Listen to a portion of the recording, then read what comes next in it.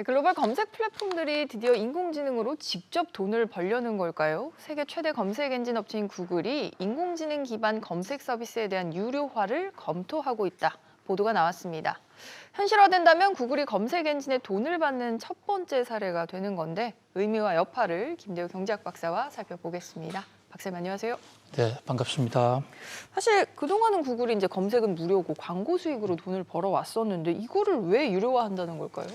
예, 지금 구글이 검색을 유료화하는 것이 아니냐 문제 제기를 해 주셨는데요. 굉장히 지금 중요한 이슈입니다. 바로 여기에 구글의 엄청난 고민이 담겨 있습니다.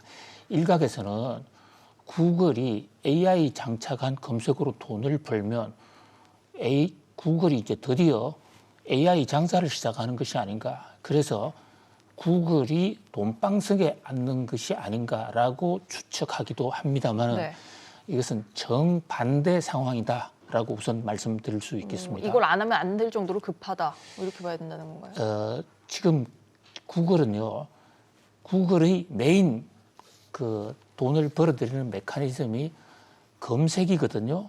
구글 검색을 통해서 근데 검색할 때 만약에 돈을 받는다고 그러면 안 들어올 거예요. 다른 검색창을 이용하겠죠. 다른 검색창을 뭐 가는 것은 물론이고 가급적 하여튼 최대한 억제할 겁니다. 그런데 구글의 전략은 무조건 공짜로 들어와라 해놓고 검색을 하면 그 검색 결과에 광고를 연결함으로써 돈을 벌어왔는데요. 광고 수입이 연간 300조가 넘어가는 엄청난 광고 회사입니다. 요즘 언론사들이 잘 안 되는 가장 큰 이유가 바로 구글 때문이에요. 구글이 광고를 다 싹쓸이를 해가고 있기 때문이거든요. 그러면 AI가 나와서 AI 검색을 통해서 할 때도 광고 검색을 하면 되잖아요. 그렇죠. 지금 유튜브도 동영상에도 얼마든지 광고를 붙여서 그거로 돈을 엄청나게 벌 수 있거든요. 문제는 오픈 AI입니다.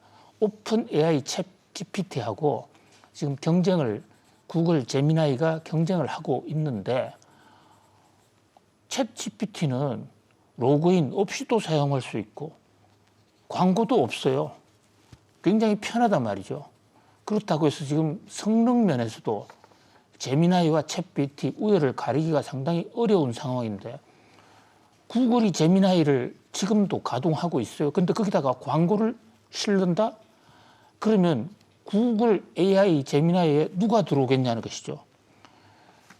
자, 그런데 그러면 돈을 이제 받고 한다? 돈을 받고 하면 챗 GPT는 공짜인데 구글 제미나이를 왜 가? 그러니까 이거 이용을 할까요? 그게 지금 완전히 사면 초과라는 것이죠. 그리고 만약에 지금 광고를 통해서 AI 제미나이를 이용하면 기존 구글 검색에 광고를 낼 업체가 과연 있겠느냐? 기존 검색보다는 아무래도 AI 검색이 훨씬 더 사용자가 적을 거니까요. 어드밴스가 됐을 텐데 그러면 자충이 돼서 구글이 망할 수도 있다. 바로 오픈 AI가 등장하면서 구글의 주가가 폭락하고 구글이 휘청거리는 가장 핵심적인 이유가 바로 여기에 있는 것입니다. 지금 검색 기능에서 마이크로소프트하고 경쟁을 하고 있다고 하지만 이 마이크로소프트의 빙은 진짜 빙빙 돌아서 들어가야만 간신히 찾을 수가 있는 저 구석에 처박혀 있는 빙은 지금 구글의 상대가 안 되고 검색 시장을 구글이 사실상 독점을 하고 있거든요. 그런데 이 마이크로소프트가 돈을 대서 만든 오픈 AI 여기서 챗 GPT라는 걸 만들어서 AI 검색을 한단 말입니다. 그것을 공짜로 주고 있어요. 공짜로 주니까 구글이 설당이 없어지는 겁니다. 그래서 그럼에도 불구하고 왜 그러면 유료로 하느냐? 무료로 하면 기존 검색 시장이 다 죽기 때문에 자가 당착, 자기 시장을 파괴시키는 게 되고 이제 광고를 하면 챗 GPT로 간다. 그런데 이제 구글의 전략은 돈을 받자. 그럼 기존의 AI 들어왔던 기존의 검색 엔진에 들어왔던 광고주들은 일단 이탈하지 않을 거 아닙니까? 그리고 구글은 대신 클라우드가 장점이니까 AI 검색으로 들어오는 사람한테는 한번 검색을 하면 그 검색 결과 동영상이든 음성이든 그것을 한번 보고 날아가는 것이 아니라 부가적인 서비스로 제공을 부가적인 한다는 서비스로 거죠. 구글 클라우드로 영원 보관을 한다든지 지금 이런 전략을 구가하고 있는데 그렇게 쉽지는 않을 거예요. 그래서 AI 장착 검색 유료화 서비스는 구글이 돈 벌 수 있는 기회를 만났다가 아니라 이거라도 해야 된다는 거잖아요. 구글이 챗GPT 시대를 맞아서 경영 위기를 겪고 있다. 경영 위기의 상징이다. 이렇게 볼 수 있습니다. 오픈 AI 챗GPT 말씀하셨지만 사실 뭐 제미나이가 경쟁하는 게 챗GPT뿐만이 아닙니다. 뭐 클로드나 라지 다른 것들도 있잖아요. 사실 구글은 AI를 제일 먼저 시작을 했거든요. 그리고 원래 이제 구글의 브레인이라는 사업 파트에서 했는데 딥마인드까지 인수 합병을 해서 엄청나게 투자를 했어요. 그런데 여기서 인사 관리를 잘못해서 많은 인재들이 밖으로 나가버렸습니다. 오픈 AI 핵심 인재들이 대부분 구글 출신들입니다. 그 다음에 엔트로픽이라는 회사가 그 오픈 AI 출신인데 저기도 구글 출신이에요. 결국 구글이 다 만들어준 거네요. 판을 지금. 그 다음에 또 아르미탈이라는 회사 있죠. 미스트랄 말씀하시는 걸까요? 미스트랄. 네. 미스트랄이라는 이 프랑스 회사 라지라는 지금 생성형 AI 만든 이 회사도 이 회사의 간부들도 구글 출신이에요. 구글 있다가 바이두를 거쳐서 그 미스트랄을 창업했거든요. 그러니까 현재 생성형 AI 만드는 모든 인재들이 다 구글에서 키운 거예요. 그 인재들이 나가서 거의 지금 구글과 성능이 같아졌단 말이죠.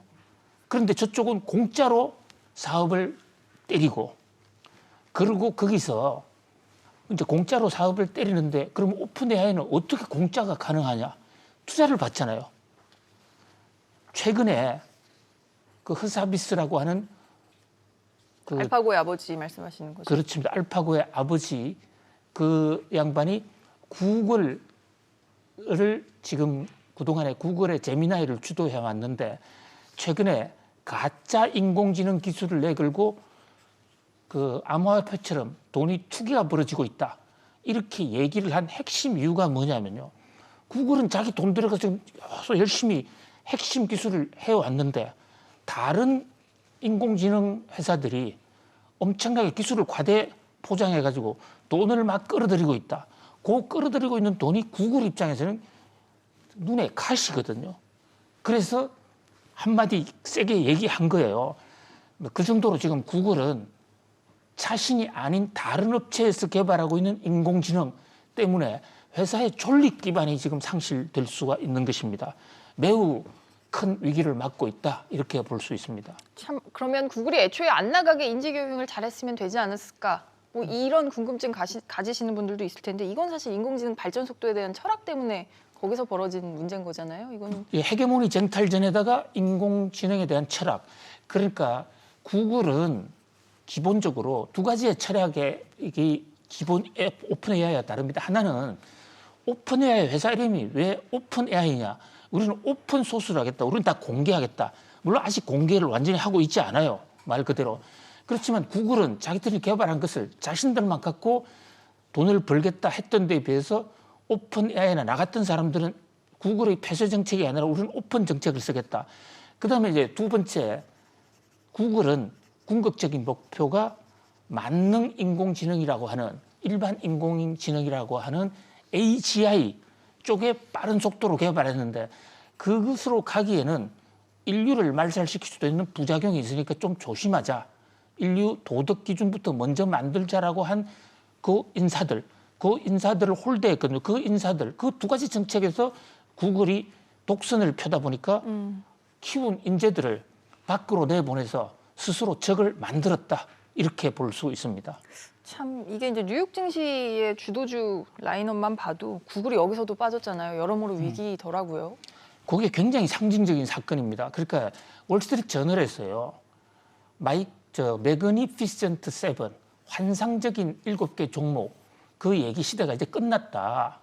매그니피센트 7개 종목 하면 인공지능과 IT를 가지고 지금 뉴욕 증시의 랠리를 이끌고 있는 성장 주도주들입니다. 마이크로소프트가 1등 주자, 엔비디아, 그다음에 아마존, 메타, 애플, 구글, 테슬라 이렇게 7개 회사가 있었는데요. 그 세 회사 중에서 지금 4회사가 빠져버리고 지금은 Fabulous 4만 남았다. 그래서 이제는 F4 시대다. Fabulous라는 것은 굉장히 좋다라는 뜻이거든요. 마이크로소프트, 엔비디아, 아마존, 메타만 남았는데 구글이 없어졌습니다. 그러니까 사람들이 이해가 안 되는 게 구글은 인공지능의 아버지, 어머니고 지금도 인공지능에서 사실은 구글이 제일 앞서 있어요. 그런데 인공지능을 중심으로 한 지금 인공지능 뉴욕 증시 랠리 시대에 구글이 어디 갔느냐? 바로 그런 고민이 있는 겁니다. 그러니까 구글이 인공지능 개발은 하는 것에 혁혁한 공을 세웠지만 그거로 돈을 버는 데에 큰 암초가 생겼다. 그것이 바로 오픈소스 시대에 오픈 AI가 그야말로 눈에 가시다. 이렇게 볼 수 있습니다. 참 이 유료화로 난제를 해결할 수 있을지 이 부분 지켜봐야겠네요. 근데 뭐 급하게 지금 구글뿐만이 아니에요. M7에서 빠진 종목들 보면 테슬라도 있는데 여기만큼 또 요즘 전망이 극과 극인 것도 없는 것 같아요. 그렇습니다. 테슬라 자동차도 안 되지만요. 자동차 안 되는 대목을 인공지능으로 돌파하려고 해서 사실상 오픈 AI라는 회사를 머스크가 제안해서 만들었습니다.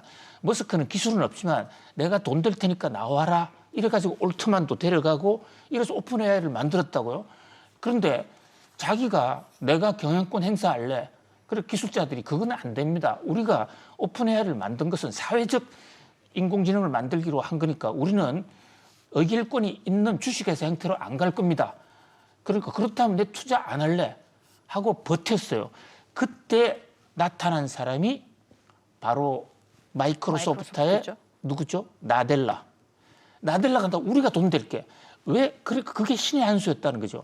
마이크로소프트 입장에서는 원래 검색 엔진을 구글과 같이 시작했는데 졌지 않습니까? 아, 구글을 망하게 할 수 있는 가장 큰 신의 한 수가 오픈 AI를 키우는 거구나. 지금까지는 맞아 들어갔고 그게 맞아 들어가는 바람에 지금 마이크로소프트가 AI주의 1등 주로서 주가가 폭등하고 애플의 시가총액도 뛰어넘었다.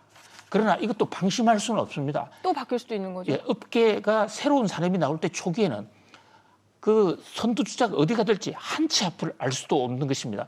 마치 춘추 전국시대의 중국처럼 진나라가 한 번 잘했다가 위나라가 한 번 잘했다가 한나라가 했다가 그런 바로 그런 춘추 전국시대 또는 삼국지 같은 그런 한치 앞을 알 수 없는 전쟁의 상황이 선두다툼 상황이 벌어지고 있는 것입니다.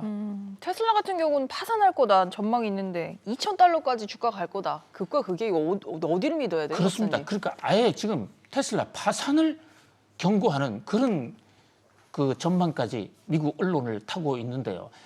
물론 그 레칸드란 저분은 그 전부터 테슬라 공매도를 엄청나게 많이 해왔던 분이에요. 주가 하락에 베팅하시는 분이죠. 그렇습니다. 그런데 이제 파산할 수도 있다.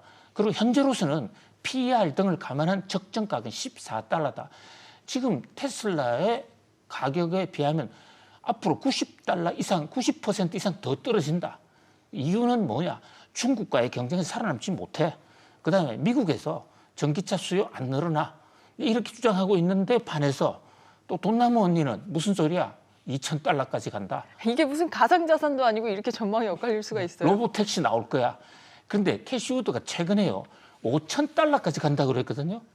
거기에 비하면 캐시우드가 조금 목표를 낮췄어요. 어쨌든 네. 테슬라를 둘러싸고는 그렇게 전망이 극과 극이다 이렇게 볼 수 있습니다. 그래서 국내 서학개미 투자자분들도 굉장히 좀 혼란스러운 시절이 이어지는 것 같습니다. 알겠습니다. 미국 빅테크 소식 여기까지 살펴보고요. 국내로 돌아와서 재계 소식도 준비를 했습니다. LG그룹 오너 일가가 상속세를 깎아내려며 국가를 상대로 낸 소송의 1심에서 패소를 했습니다. 오너 일가의 주장이 왜 받아들여지지 않았는지 법원이 판단한 이유 살펴보겠습니다. 박사님, 이번 소송 쟁점이 뭘까요?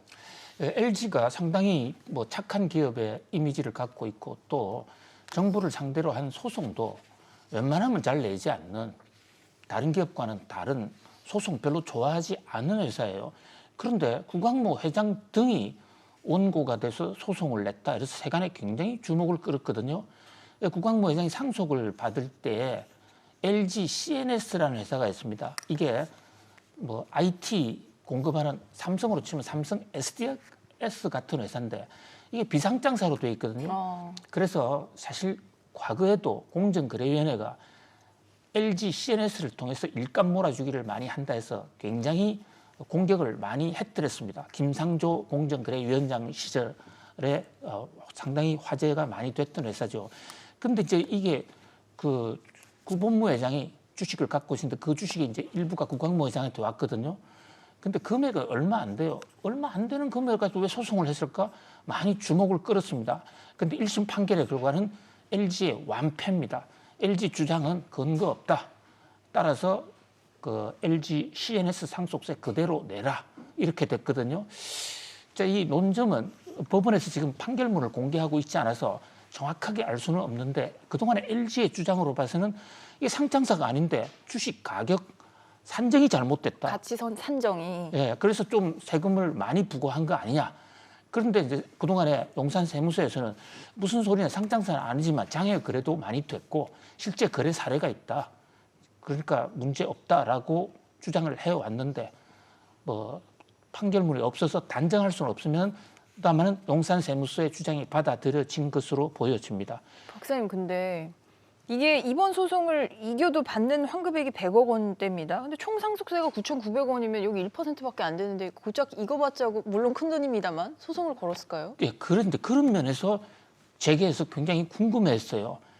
근데 지금 의혹이들은 LG는 아무 얘기도 하고 있지 않은데 아마도 이것은 LG가 그동안 이제 그 비상장사들을 LG CNS뿐만 아니라 또 다른 회사가 있지 않습니까?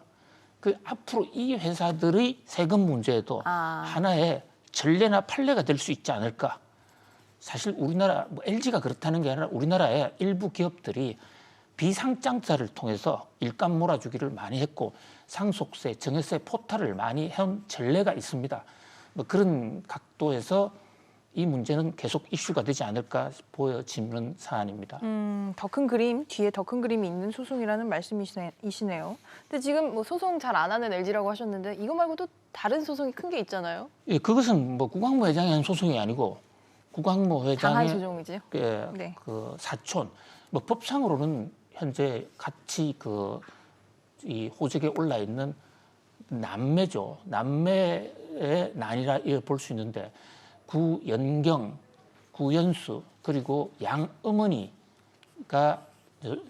구광모 회장 등을 상대로 상속 회복 소송을 벌이고 있는데 자 지금 그룹 가계도에서 보시다시피 구광모 회장은 구본무 회장의 아들로 되어 있습니다만 양아들이에요. 사실은 이제 구본능 회장의 아들이죠. 구본무 회장의 직계 아들 자녀는 구연경, 구연수가 있고 원래 그 위에 장자가 구원모라고 있었더랬습니다. 그런데 이분이 사실상 사망을 했죠. 그러는 바람에 이제 남자로서 승계해야 된다는 LG 그룹의 전통에 따라서 이제 입양을 하게 됐는데요. 결국 이제 구본무 회장이 갑자기 돌아가시면서 그 재산에 가장 많은 포션을 구광모 회장이 가져갔으니까 가져갔는데 구연경 그 동생이나 또 양어머니 입장에서는 원래 그 돌아가신 망자께서 유언을 한 줄로 알았다. 모든 재산을 구광모 회장한테 주겠다라는 몰아주라는 유언을 한 줄 알았는데 나중에 알고 보니까 유언장이 없더라. 이게 지금 하나의 쟁점이 되어 있는 것입니다. 이런 소식들을 사실 뭐 국내에서도 특이한 소식이라서 외국에서도 어떻게 평가하는지 좀 궁금하기도 해요. 재벌가의 소식이잖아요. 네, 사실 이제 그동안에 그 LG에서 LG가의 이 사건에 대해서 LG 그룹의 입장은 많이 나왔는데 소송을 낸 구연경 씨 가족들에 대한 입장은 제대로 보도가 잘 안 됐었거든요. 그러니까 아마도 추측컨대 구연경 씨 입장에서는 많이 억울했을 것입니다. 왜냐하면 지금 LG의 전체 분위기도 왜 그동안의 전통이었는데 너만 튀는 행동하느냐 이래서 형제 자매들도 똘똘 뭉쳐서 구연경 씨 쪽에 좋은 시선을 보내고 있지 않거든요.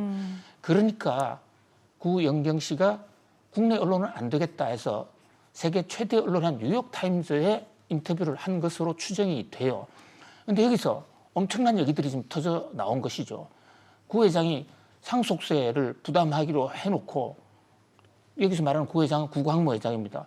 그 약속도 어기고 자신들 몰래 자신들 명의로 주식 담보로 대출까지 받아서 그 바람에 구광모 회장 때문에 자신들은 은행에 카드 개설도 안 된다.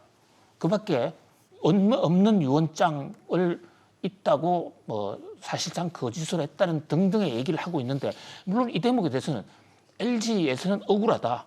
그것은 다 합의가 된 얘기고 그 상속세로 낸 은행 대출 자금도 다 돌려주기로 한 건데 무슨 소리냐. 법정에서 밝혀질 것이다 얘기하고 있습니다만은 그러나 지금 그동안에 인화의 LG 아닙니까? 화합의 LG. 심지어요. 구연경 씨는 뉴욕타임즈와의 회담에서 한평생 내가 딸로 태어난 게 너무 저주스러웠다. 아무래도 가정 그룹 분위기가 그러니까요. 딸은 상속도 못 받느냐. 뭐 이런 얘기까지 토로되어 있거든요. 그런 면에서 이제 본격적인 재판이 시작이 됐습니다. 재계에 굉장히 중요한 한 판례가 될 것 같고요. 특히 과연 딸은 상속 능력이 없느냐는 문제와 관련해서도 중대한 하나의 법적 어떤 모멘텀이 되는 사건이 될 것으로 보여집니다. 박사님, 국내 뭐 다른 재계, 다른 그룹에서도 이렇게 남자 위주의 상속이 되는 곳들이 있나요? 계속 현재도?